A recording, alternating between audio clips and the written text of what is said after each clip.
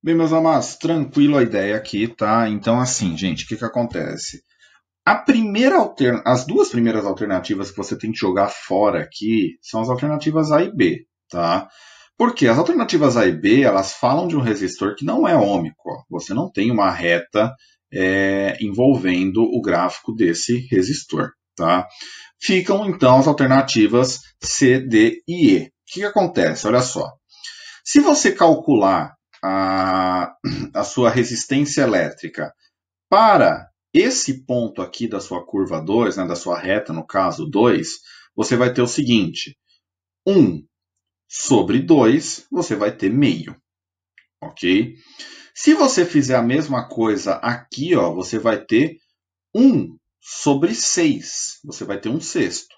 Meio é maior do que um sexto, então a maior resistência elétrica que eu tenho é no meu resistor número 2, ok? E ele é um resistor ômico porque ele acaba sendo uma reta no gráfico entre diferença de potencial e corrente elétrica, tudo bem? Pessoal, nesse caso, então, com essas ideias que eu acabei de comentar com vocês, a alternativa correta, a alternativa C, é o resistor número 2, com resistência de meio ohm, tudo bem? Pessoal, é muito importante vocês graficamente conseguir fazer esse tipo de cálculo, viu? Pegar um ponto no eixo Y, um ponto no eixo X e descobrir qual que é a variável que tem ali, tá? No nosso caso, dividindo um pelo outro, a gente tem a nossa resistência elétrica, tá? Isso é bastante importante. Pessoal, o que que acontece? Falar um pouquinho agora da segunda lei de Ohm. A segunda lei de Ohm, ela já traz um pouco para a gente sobre a ideia de resistência elétrica num fio condutor, tá? E aí, o que que acontece?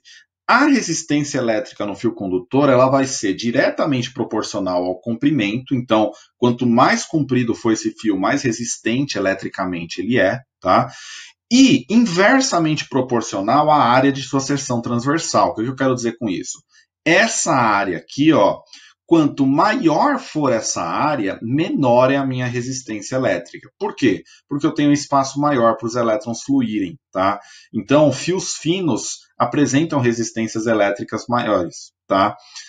Em compensação, fios com uma seção transversal maior, né, fios mais grossos, apresentam uma resistência elétrica menor, tudo bem?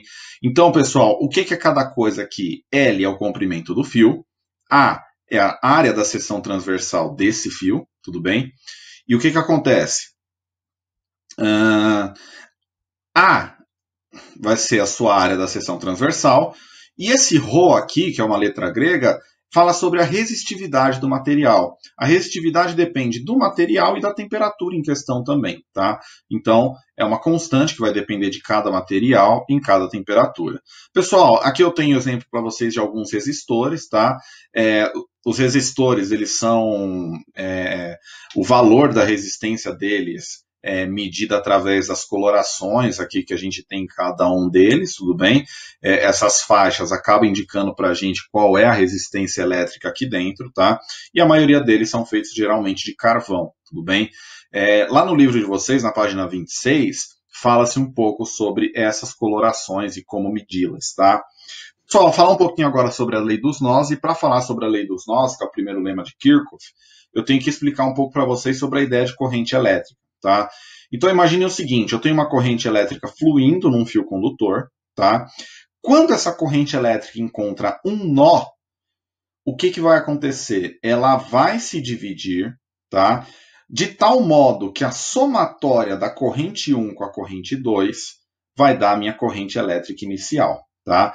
Percebam o seguinte, não necessariamente eu vou ter aqui meio a meio, tá? Isso vai depender de outros fatores, muitos, tá? Dentro do circuito elétrico. Por exemplo, espessura do seu fio, por exemplo, equipamento que vai ser utilizado nessa extremidade e nessa outra e por aí vai. Mas a somatória de I1 com I2 vai dar a minha corrente inicial aqui, tudo bem? Então, assim, não é que eu estou dividindo aqui pela metade, gente. Eu só estou falando para vocês que a somatória desses dois camaradas é igual a I, tá? Eu até gosto de colocar de uma outra forma. Eu gosto da corrente vindo nesse sentido, elas se somando e tendo uma corrente final e total, tudo bem? Então, num nó, eu tenho a somatória das correntes, dando a minha corrente total aqui, beleza? Pessoal, orientações de estudos para vocês dessa frente.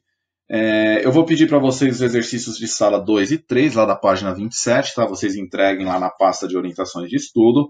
A leitura da aula 11, tá bom?